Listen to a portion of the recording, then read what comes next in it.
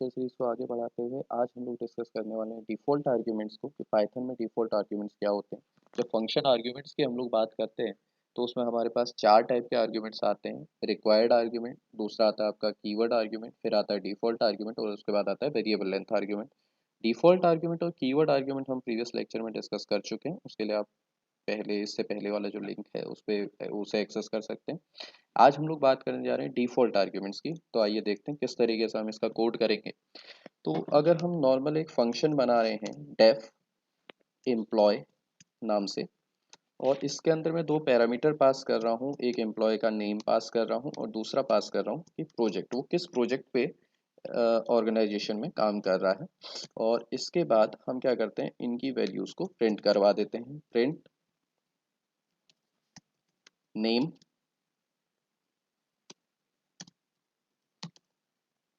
Name की value print करवा दी यहाँ पे, और ऐसे ही हमने उसके प्रोजेक्ट्स प्रिंट करवा दिए। प्रोजेक्ट,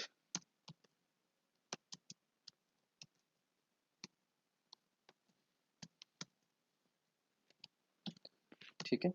और अब हम क्या कर रहे हैं, इस फंक्शन को कॉल करवा दे रहे हैं, एम्प्लॉय फंक्शन को, EMPLOY एम्प्लॉय। दो पैरामीटर है फंक्शन पे तो दो ही हमें आर्ग्यूमेंट भी चाहिए होंगे। हमने कहा एक आर्ग्यूमेंट है हमारा अजय, और दूसरा वो जो अजय है वो प्रोजेक्ट पे काम करता है, LMS पे काम कर रहा है मान के चलते हैं। तो दो प्रोजेक्ट्स पे ही काम कर रहा है। अगर मैं इस कोड को रन करता हूँ तो बिल्कुल ये सही रिजल्ट देगा हमें कि नेम पे असाइन हो जाएगा अजय और प्रोजेक्ट पे असाइन हो जाएगा LMS। तो अजय और LMS हमें आ जाएगा। लेकिन ज़रूरी नहीं है कि कोई एम्प्लॉय हर प्रोजेक्ट, हर एक एम्प्लॉय जो है वो प्रोजेक्ट पे काम कर रहा हो सकता है किसी प्रोजेक्ट एम्प्लॉय को किसी वजह से कोई प्रोजेक्ट असाइन ना हो। तो उस केस में क्या होगा कि एम्प्लॉय यहाँ पर इस प्रोजेक्ट आर्ग्यूमेंट पैरामीटर की वैल्यू यहाँ पे एज अ आर्ग्यूमेंट पास नहीं करेगा। तो होगा क्या, आपका जो फंक्शन है उसको दो पैरामीटर्स चाहिए, लेकिन जब आप फंक्शन कॉल कर रहे हैं तो वहाँ पे एक ही आर्ग्यूमेंट पास कर रहे हैं, तो क्या होगा, एक एरर जनरेट होगी, क्योंकि जितने पैरामीटर्स हो उतने ही आपको आर्ग्यूमेंट्स भी पास करने होते हैं। ठीक है। तो इस टाइप की जो सिचुएशंस हमारी आती हैं उन्हें हैंडल करने के लिए पाइथन हमें क्या करता है, डिफॉल्ट आर्ग्यूमेंट का कंसेप्ट प्रोवाइड करवाता है। हम क्या करें यहाँ पे, हमने कहा प्रोजेक्ट असाइन, प्रोजेक्ट क्या हो, हमने कहा एक डिफॉल्ट वैल्यू हम इसे असाइन कर दे रहे हैं जिसका नाम हमने दे दिया NA।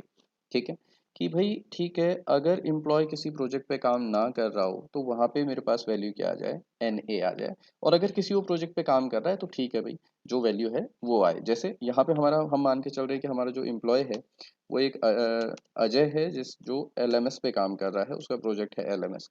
तो अब अगर मैं इस कोड को चलाता हूँ सेव करके, तो हमारे पास रिजल्ट आया नेम अजय प्रोजेक्ट LMS। ठीक है, जो वैल्यू आपने पास की थी वो आपके पास आ गई।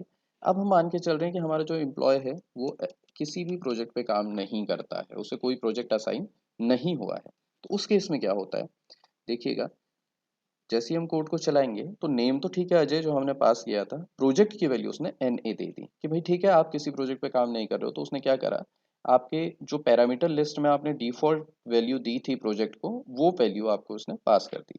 तो कहीं पे कुछ ऐसी सिचुएशन आती है जहाँ पे ज़रूरी नहीं है कि एम्प्लॉय वैल्यू दे, तो उस केस में हम लोग क्या करते हैं, इस डिफॉल्ट आर्ग्यूमेंट को यूज़ करते हैं। तो मिलते हैं नेक्स्ट लेक्चर पे जिसमें हम लोग डिस्कस करेंगे वेरिएबल लेंथ आर्ग्यूमेंट को। Thank you.